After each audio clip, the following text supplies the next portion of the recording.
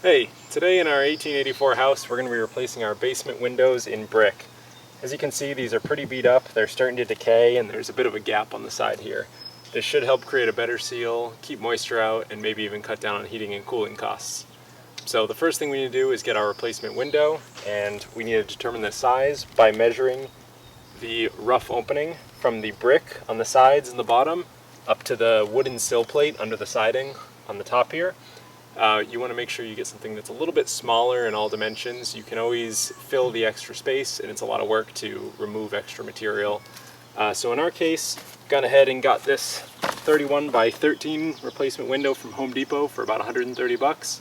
And now we're going to get this in. Alright, so the first thing we're going to do is remove the old window.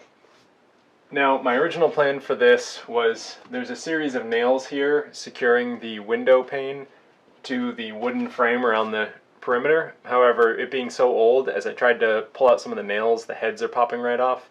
So instead what I'm going to do is break the glass out and use a Sawzall to remove the wooden frame. So I've gone ahead already and used some blue painter's tape to tape up the window to try to keep the glass from getting all around. Make sure to wear eye protection.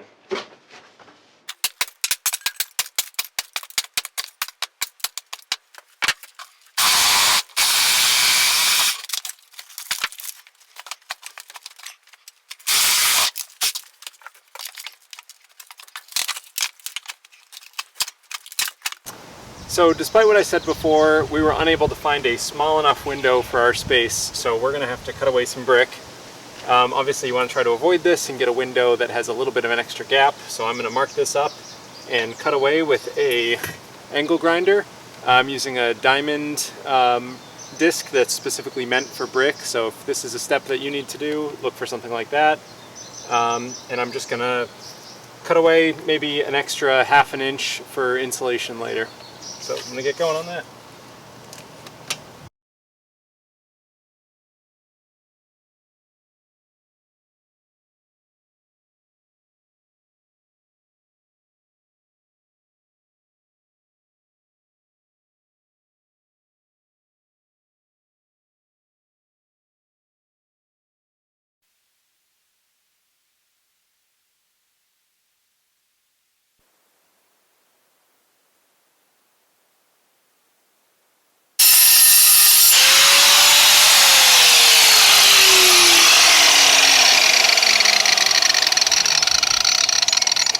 Well, that took a lot longer than expected. Hopefully that encourages you to spend a little extra time and find the right size window.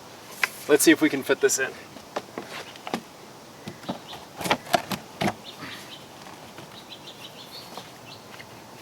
Alright, now that we have a nice loose fit, we can go inside and secure the window to the sill.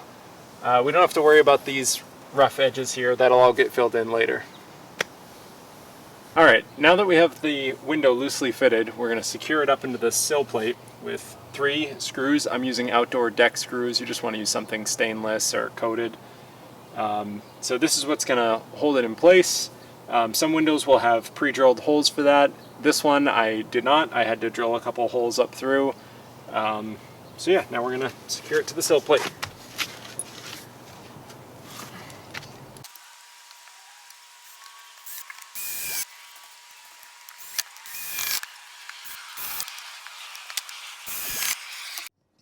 Some people actually anchor it to the brick on the side here. There's actually some pre-drilled holes.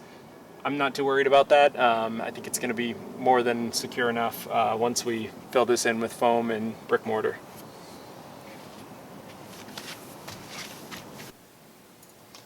Alright, so now we're going to use blue painter's tape sort of as a backstop for when we spray in foam from the outside. So I'm just going to block off where I want the foam to stop on the inside.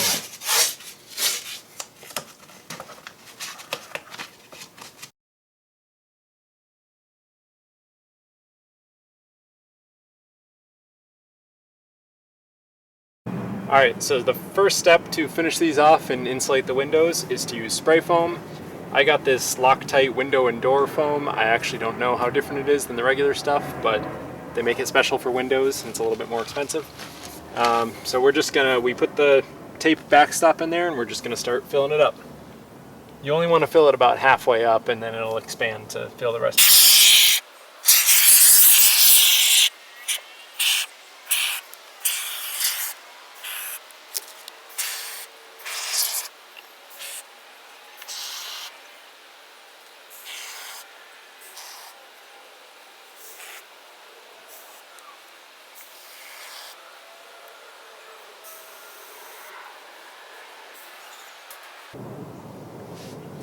Alright, now we're going to let that sit overnight. I think it actually solidifies pretty quickly, but it's getting pretty late here, so we'll pick up with this tomorrow.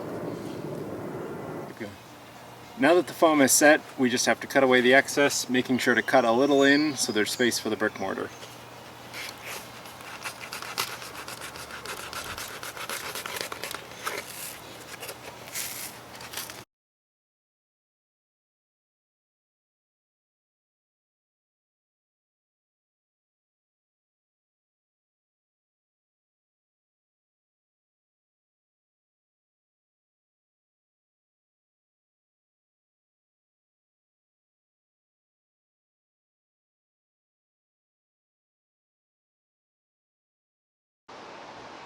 Alright, now that we've got the foam cut back, the final step is to patch in the rest with brick mortar. I've got a batch mixed up here. We're just going to fill in the cracks, flush to the brick and flush to the window edge here. You don't have to worry too much about getting some mortar on the window itself. It can be wiped off before it sets. So, we'll start that up.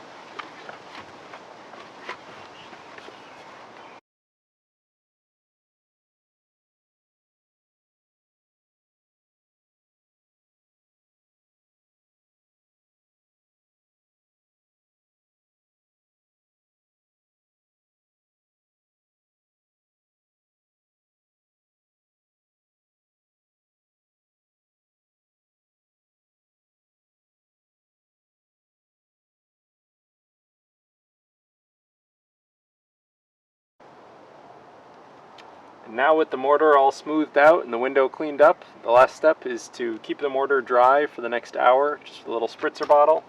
At least that's what our mortar calls for. Yours might not be the same. And that's it. We have successfully installed the basement windows on our 1884 house. And here we are a few months later. This is the finished product. We painted the brick and mortar white with exterior masonry paint.